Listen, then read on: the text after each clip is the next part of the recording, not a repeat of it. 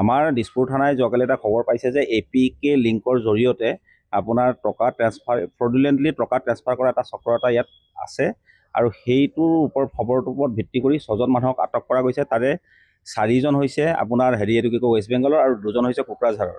সৌৰভ পাল কোকৰাঝাৰ বা শুভম পাল গোসাইগাঁও, উৎসৱ দাস দাৰ্জিলিং, শচীন সভ্য দাৰ্জিলিং, সাইকেত চৰকাৰ জলপাইগুৰি আৰু উমেশ কুমাৰ দাৰ্জিলিং।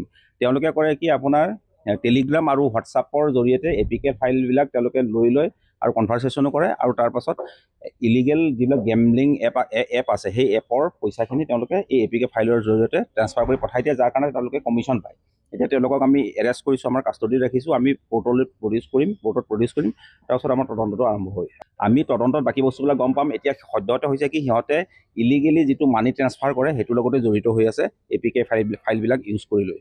এতিয়া হৈছে কি আমি চেকবুক 2খন পাইছোঁ আৰু কাৰেণ্ট একাউণ্ট বন্ধন বেংকৰ এটা পাইছোঁ আৰু লগত 7টা মোবাইল ফোন জব্দ কৰিছোঁ। এতিয়া গোটেই বস্তুবিলাক আমি তদন্ত কৰিম, তদন্তৰ সময়ত গোটেই বস্তুবিলাক ওলাব। ট্ৰেঞ্জেকশ্যনৰ ডিটেইলছবিলাক পোৱা গৈছে, আমি মোবাইলবিলাক পৰীক্ষা কৰি আছোঁ। তাতে 4জনক ধৰা হৈছিলে হাতীগাঁৱৰ পৰা আৰু 2জনক ধৰা হৈছিলে 6 মাইলৰ পৰা।